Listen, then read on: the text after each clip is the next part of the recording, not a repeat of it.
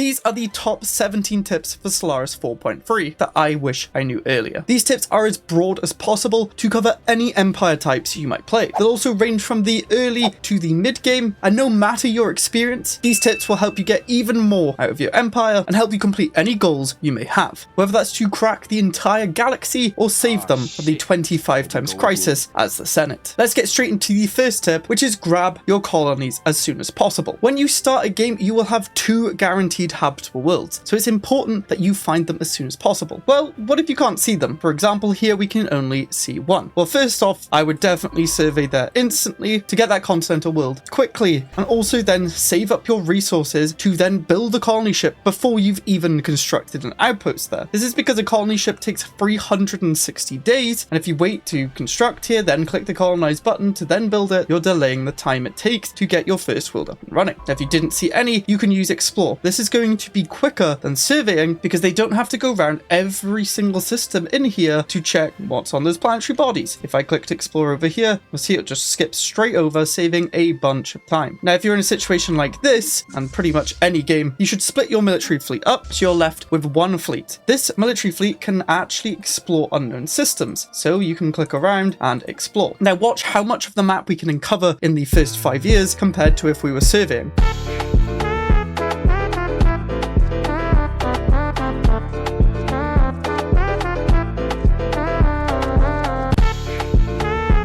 Well, because I was playing on fastest, I didn't manage to do some other tricks that you could do. Like if we did engage this military fleet and we saw it and was able to pause, we could right click to remove that military ship and then move them elsewhere. You can also see, because I went so down south, I could switch my leader and instantly teleport him around to then go to another military ship to go and explore that way. This is what we've discovered in the first basically 5 years, whereas the survey ship, if we were just surveying, would have only got 3 systems. Maybe we wouldn't even found a guaranteed habitable world, which we would not have. This is the power of intel, so you can survey straight to your planets. Now, another thing that I found extremely useful now in 4.3 is to get an extra science ship. This science ship is going to be doing your anomalies and your dig sites. This is because tech got nerfed in 4.3, and finishing these anomalies and archaeological sites can give you a bonus in science and resource deposits. These can get you to finish your technologies even quicker, which then lets you accelerate past the AIs. Now, tip, do the easy dig sites and anomalies first. For example, we have a 5 here, which would take 540 days to do, whereas the level 1 would only take 180, and doing these would give this researcher levels, which make these difficulties easier, which means it will go quicker, and you might get level ups, which could give you anomaly discovery chance if you're surveying, or anomaly research speed and excavation site. So if you are surveying like this guy is, definitely get the discovery chance, but if you want a science to do dig sites or anomalies, get the traits that do that. The quicker you can get them done, the quicker you get the resources and you can do more of them. Next is the market. If you've seen my videos, you know how important this is. To start the game, we don't have many resources and we need to get building and expanding. That's where the market can come in play. We can spend that trade and rejig our economy to get the resources we actually want. We don't need 79 energy. We need minerals, alloys, and consumer goods so we can build on our planets and in space. With the market, you can't just buy as much as you want. As soon as we buy 100, the buy price goes up. This means the more you buy, the more the price is going to go up, and the more you sell, the more the price goes down. However, as we're playing, you can see the price will go back to its base value, as you can see here. The maximum buy and sell is on screen here, but also linked in the Discord for your internal market. This means the maximum minerals you can buy a month at the most efficient price of 1.3 is 42. If you look here, we're buying 42 and it always goes back to the base price. 1 over 43, you're going to see this number will start to rise. We're buying at 1.35, it just keeps spiraling. To get this to reset, you need to stop buying so it can actually come back down. This will no longer be the case if you're using the galactic market, but early game, this is so important. To get minerals, you could sell your excess food. We didn't need this much food. We did not need that much energy. We wanted minerals, probably some alloys, and probably some consumer goods. That rejigs our economy here to look a lot better in terms of minerals. Later on in the game, this is also good for the strategic resources like motes, exotic gas, and rare crystals. The production you get from the chemical chemical plants is disgustingly low, 0.1 per 100. However, with your trade,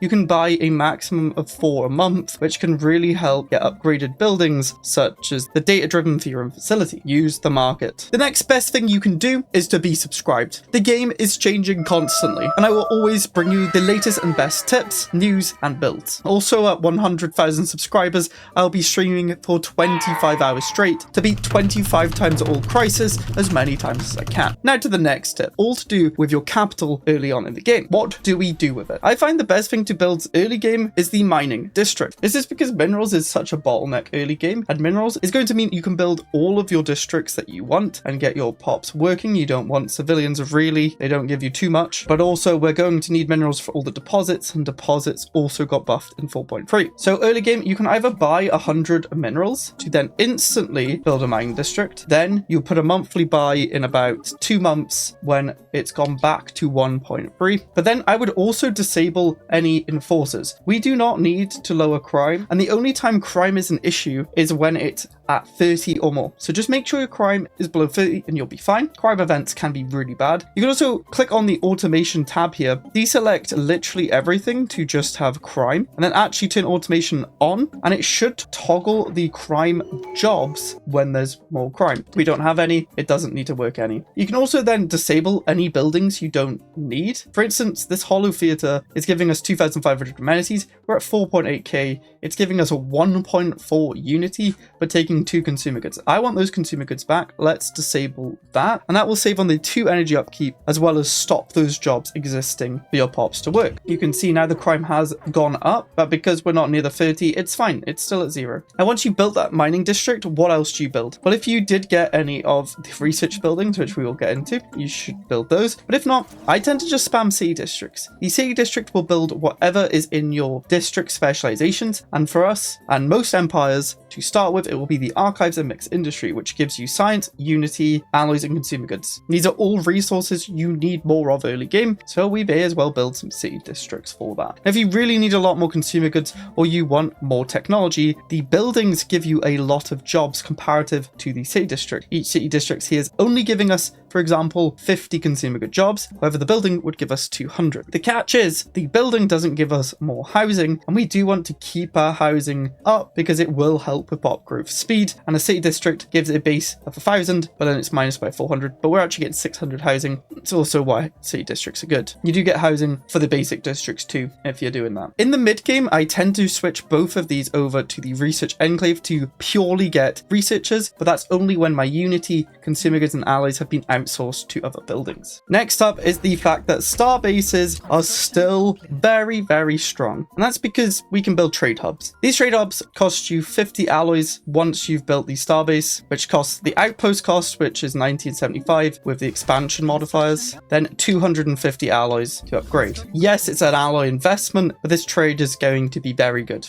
This trade doesn't require any pops to work, and pops are going to be a bottleneck. Each one gives you 8 trade for 2 energy. That is a worthwhile trade because 2 energy to buy is only worth 2.6 trade. You can also use the building slot to get food, which you could sell, and food sells for 7 trade. So without any modifiers or anything else, and if we sold the food, we'd be getting 23 trade. To start with, empires can get 3 star bases, but every single empire starts with the policy and edict fortify the border, which gives you 2 extra star bases and 50% upgrade speed so you can get them online quicker. Always activate that early on. It only costs 6 unity and a base cost of 10 edict fund. And if you don't know what edict fund is, essentially if you have less edict fund than your cap, you don't eat into your monthly unity. Now these are no longer just good in the early game like they used to be. They now scale with your empire. For instance, the S tier tech if you're going trade star bases is off-world trade companies giving +4 trade per trade module. Yes, per, not just +4. So if we come over to the star base that we have 2 of and we build the off-world trading company, we're now not getting 8, we're getting 12 per trade hub. That is insane. Then if you start upgrading your starbase, you can build more of these. So you're getting 12 per 1, 48 trade here. that is quite absurd using no pops. You could also have the Hydro Bay still here if you wanted, but also if you get the technology interstellar economics, you get the Hyperlane Registrar, which gives +2 trade per trade hub. So if we build that, we're now producing 14 trade per trade hub. It also reduces your jump drive cooldown and hyper jump charge. These will pay off their costs in no time, and there's a bunch of stuff that can make this even better that we're going to get into soon. Now, building a bunch of Hydro Bay trade hubs, star bases off the bat also allows you to start shifting off your food from your capital, which then allows you to shift these food districts into city districts, giving you more alloys, consumer goods, science, and unity. You could also sell the food for more trade. Star bases are good. Now, speaking of early game decisions, what the heck tradition should I pick? For me, there's 3 that are generally very good and depend on what you like. I really like commerce, especially with all these trade buffs that we're doing. When we adopt it, we reduce upkeep from traders. I don't really care about that. Adaptive economic policy is very strong. What this does is it creates 2 different trade policies, one that allows you to convert a portion of your trade into consumer goods or unity. If you come over to government policies and edicts, trade policies, by default, you're on wealth creation, getting energy. However, consumer goods are really good because that means you can build more tech, more unity, and focus your industry more on alloys. Unity's okay, but I prefer to now go for consumer goods, considering consumer good production also got nerfed in 4.3 and lets your trade scaling produce you consumer goods, which are also really valuable. You can sell them for 1.4 per 1 rather than the energy at 0.7. The market fee reduction is really strong if you're utilizing this internal market. It means that instead of paying a 30% fee on everything, that comes down to 20, increasing how much you can sell and lowering how much you buy for. Pretty good. Trade from jobs is okay if you're getting trade from jobs, but we won't usually be. Trade from living standards also doesn't really matter too much, and extra trader jobs is okay. The finisher is really nice because you just get a monthly 10% trade and access to the Trade League Federation type, which gives you the option to create energy, unity, and consumer goods from a trade policy. My other second favorite is prosperity. This is just an all-rounder good. You get more resources from mining stations, which is really important. Think of your mid-game arc finishes and Dyson swarms, but it also helps out early game. Lowering infrastructure cost is incredibly strong, and build speed is underrated. Yeah, it reduces the city districts and basic districts by a little bit, but these specializations are incredibly expensive. Their base cost is 1,000, so going prosperity and reducing it by 10% saves you 100 minerals per specialization. And when you've got colonies on the go, this is incredibly important. More housing can be nice for pop growth. Less infrastructure upkeep is just going to scale as the game goes on, but also helps save a little bit of energy early on. Resources from jobs is just always nice. 5%, it's not a lot, but it's going to add up as the game goes on, and less upkeep from jobs also will add up. This just helps you early game with the infrastructure cost reduction, but also helps later on with the mining station, orbital station output, less upkeep, more resources from jobs. It's just good. Next is to survive. You're either going to be doing the murdering and you're going to want to go to supremacy, which buffs up your fire rate, damage versus star bases, and all your navy. The fortification defends you, but also allows you to build more star bases. It also buffs how strong they are, and star bases are already a very good deterrent against AI attacks. You should always build them on the border if you're scared dying. On top of that, when we adopt it, we get more star bases and more upgrade speed, but we also get even more star base capacity, but 50% reduction upgrade cost, which is ridiculous. This upgrade was a lot more than 350, and to get 2 extra slots and a building slot that can buff our trade even more is insane. The left gives you some more unity, doesn't really matter. This one doesn't really matter, and this is okay if you're playing defensive because you're going to get more defense buffs. Finishing fortification gives you eternal vigilance, which could be nice if you really want even more starbase defense. Also low starbase upkeep, which you're going to have a lot of, and give you more defense platforms. This is not too great if you don't have many systems, but if you have quite a few systems, it's very important. Once you have expanded a bunch and got your choke points, you might want to consider switching to isolationist so you get that 10% unity. Expansionist does reduce outpost build cost, but grabbing that 10% unity can accelerate you through your traditions. So we have all these traditions. What Ascension perk should I go for? I pretty much always take one vision. The 10% unity is going to add up up and help you get more traditions and more Ascension perks early on. Next is usually tech ascendancy. It gives you research focus policies, which give you research speed, but also chance for rare techs is insane because you're looking for arc furnaces and Dyson swarms. Now, if you are a more advanced player,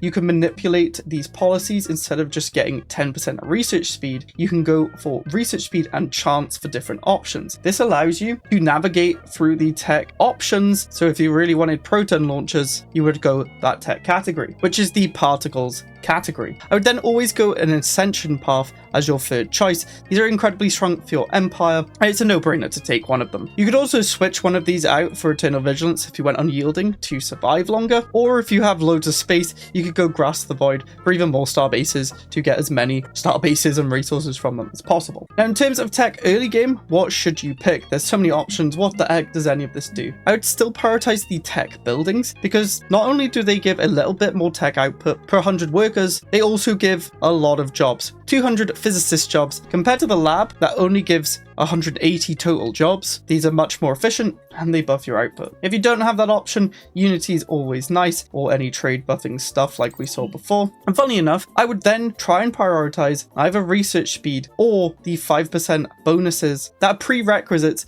for specialization paths. Getting these techs in each one of these areas will then allow you to unlock specialization on your capital. These techs give you an edict to buff up your energy workers, mineral workers, food workers for a trade upkeep. And if you go and trade with your Starbases, you can probably afford that. You also get the energy building that gives you 0.5 more of that resource per 100, which is very good. And of course, the specialization. Now, if we get all of those, each category gives minerals, food, and energy. You can then specialize these. Specializing doesn't just give you these free building slots, but it also gives an extra 100 farmer jobs, mineral jobs, food jobs per district. Now, once you do have these, I would 100% build the planet limited energy grid to get those 0.5 extra energy, minerals, and food. And then you can just fill them with extra jobs, or as we're going to see later, you might be able to get rare resources from them if you have those features. This just helps make your pops efficient and allows you to shift more into city districts, because as the game goes on, we're going to want more and more city districts. But if we just keep one mining district, we can still have a mineral purification plant and 2 surface quarry depots giving us 400 extra jobs. This is going to be giving us 200 jobs. We still get a bit of income of minerals, energy, and food while still doing city districts. Now, on top of this, automation is actually pretty good. It can automate these jobs at 25% for level 1 and 50% for level 2 for just a 10 energy upkeep. Automation basically means you don't need pops to work there. So if you're lacking pops, you can easily automate those jobs for free jobs. They don't get your species benefits or technologies, so effectively late game you're going to want to have pops that are more efficient at working them, but in the mid and early game automation is very nice, especially for energy because it pays for itself. You can put these on each one of these though, but you are going to have a bigger energy upkeep. Now, what do we do about early game colonization? I've seen a lot of people mention this. 100% colonize your guaranteed worlds. However, you might want to stop there early game, or if you have a similar world to your planet type, maybe the Savannah world. Remember, lower habitability means more amenity usage, more upkeep, less efficiency, and less pop growth. Now, instantly, I'm going to be looking at any modifiers that might buff resources or management, where we can actually see we have crystallized caverns, which are giving us more mining districts, but crystals per 100 miners, and the crystal forest that also gives us crystals per miners. You won't be able to see these unless you have the text, but early game, you can work out if these will have these deposits because they're still there, they just don't tell you what they do. The gold border indicates that it's going to give some extra modifier. Now, because this has so many mining districts and crystals from mining, we're going to make this a mineral world. So I'll instantly build a mining district, but they're not working those jobs because they want to favor colonists to get the amenities. And if we get rid of the colonists, the amenities drops to 32. That's no good. What I like to do on my new colonies is instantly build a luxury resident because it gives housing and amenities, which helps with pop growth and stuff, but also it requires no pops to work, meaning they can work those mineral jobs. So if we build that and work all miners, and we're nice and happy. Now, I would try and prioritize these first 3 colonies to get to 1,000 housing and 1,000 working pops. So if we build a bunch here, I would then come over to resettle. If it's grayed out, you're going to have to come over to government policies and edicts, resettlement allowed. The main reason is because of the pops growth. If you look at the pop growth here, we're getting a base growth of 1, but minus 0.46 from low pops. If we look at our capital, we're getting 1, but plus 3.23 from pops. This planet's in a nice state to grow. Now, there are different numbers and you can maybe make it more optimal, but I think a good baseline is try and get your planets to 1,000 pops as soon as you can. So if we come over and then send over 1,000 pops, it'll fill these jobs. We still don't have enough, but we can keep building. But look what it's done to the pop growth. We're now at plus 1.26 rather than a negative number. And has it affected our capital much? No. I think it's gone up. So overall, we've just increased our pop growth speed massively. Now, early game, this is why I say you don't want to expand too much. If we got the second planet, we're going to be lacking pops on our capital, and these planets might not be fully built up as quickly as me using cheats. 1,000 pops also does get you to upgrade the capital building, which gives you more elites, which means more unity, which is also nice. But once I've unlocked specific technologies, then I would go and expand. And that's the robot assembly plant technology and or clone bats. Why? Well, robot assemblies give you 100 roboticist jobs. These jobs need to be worked, but they give a flat 2 assembly. Assembly is calculated different to growth. So if we had no pops over here, our pop growth has now gone to negative again. But look, the assembly has stayed at 2. And that's because assembly works different. But this means this planet can actually start building up a lot quicker if we didn't have the spare pops. And that's why clone bat is also really nice, because it gives you just a flat 1.5 monthly organic pop growth, which does also stack with the robots, but it doesn't require any pops working. So if we come back over to our pops, we can see we're getting here a bonus growth of 0.25 with minus 9% because of country growth scale. That basically means clone vats get worse the bigger your empires are, but these can quickly then compensate for that negative or low pop amount when you have these. You want to balance your resources like energy, food, unless you're bioships, and consumer goods, because having more of these resources does not benefit you in any way. What does benefit you is tech, unity, and alloys, because you can get more traditions, that will help you, more techs, that will help you, and more ships and starbases, that will help you. Minerals is a weird one. You do want a lot more minerals, but you don't want like plus 400 minerals. You want a healthy amount, positive, that can help you build up your planets. And this is just to keep you moving. So make that choice in your head. If you have 200 food a month and you're not bioships, you need to not build more food jobs. And the next tip is to make sure your construction ship is always working. Always make sure you get the mining and research stations. These deposits have been buffed in 4.3, making them better. And as you're following along your science ship that is serving, you can come over, build the outpost, then make sure you do the mining station, then follow along with your science ship as you're following behind. Make sure you keep mopping up those resources. They can really help out your economy because these don't require pops to work. You will get to a point where pops are an issue. A more advanced tip you can do is come over to species, then set species rights and set living standards. Now, these living standards affect how much consumer good upkeep these pops have, but they also can give additional benefits, and the higher up on this list, the more trade your pops just magically give you. By default, you're probably on decent conditions, where elites cost 1, specialists half of that, workers half of that. If you move up to academic privilege, you can only activate this if you are materialist. This will give you 10% more job efficiency for researchers, but specialists will also have a 1 specialist upkeep. Essentially, these are all going to cost you more consumer goods. So if you have a lot of consumer goods, consider coming in here to make your pops more efficient and happier. Social welfare, again, is a bit more expensive for your workers, but will give your civilians unity. This could be good early game when you have lots of civilians, or later in the game when you've just gotten lots of pops. Utopian abundance gives you unity and tech, which again, very strong, but every single one of your pop is going to have a lot of consumer good upkeep, so make sure you have them. I never use chemical bliss, probably don't. Minus 60% efficiency is